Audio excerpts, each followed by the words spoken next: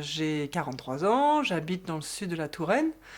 Je suis éleveuse avec mon mari et je suis aussi productrice de plantes aromatiques et médicinales. Voilà, donc ça c'est l'activité que j'exerce aujourd'hui.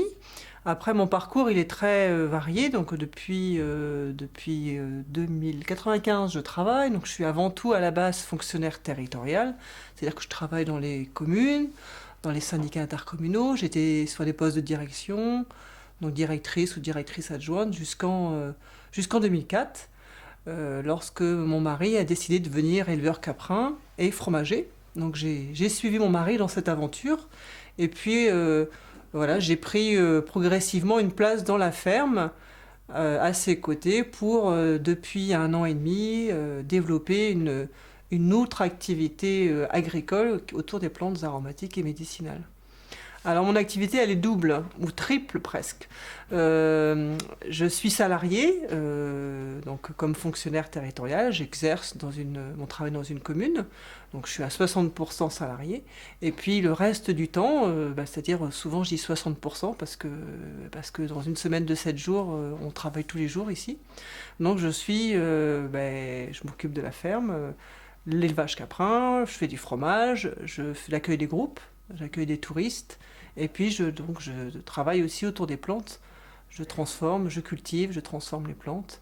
Donc voilà, j'ai beaucoup d'activités. Quand on est citadin, quand on a un bon poste comme j'avais et une carrière toute tracée dans la fonction publique territoriale, de travailler dans des grosses collectivités comme la ville de Tours par exemple, c'était un petit peu ce que aurait dû être ma carrière. Mais c'est pas ce qui s'est passé. Voilà, je suis commencé tout de suite sur un poste de direction, mes premiers postes quand j'avais 23 ans, mais aujourd'hui j'ai 43 ans et c'est pas la voie que j'ai choisie, c'est la voie que j'en a choisie avec mon mari, c'est d'arrêter d'être sur des postes de direction, dans des grosses structures, d'être en charge de tout, mais de s'occuper de sa propre entreprise en devenant paysan. Donc c'est de quitter un confort, parce que quand on est fonctionnaire, on est payé tous les mois. Moi, je suis bien payée, mais là, on va dire, depuis les années qui passent, j'ai un salaire de moins en moins important, mais c'est un choix de vie. Quand on est une femme dans le milieu agricole, c'est encore plus difficile. Quand on n'a pas des grands-parents paysans, quand on n'est pas de formation agricole, moi, j'ai pas du tout suivi de formation, donc j'ai tout appris sur le tas. Mon mari a fait une formation agricole, mais moi, j'apprends. Voilà, je suis là et j'écoute et je transforme, je fais sans avoir suivi de formation. Donc ça, c'est aussi un challenge de tous les jours. Alors les objectifs de développement, les perspectives de développement, ils sont doubles. C'est pour ça que moi j'avais envie de présenter mon projet au trophée.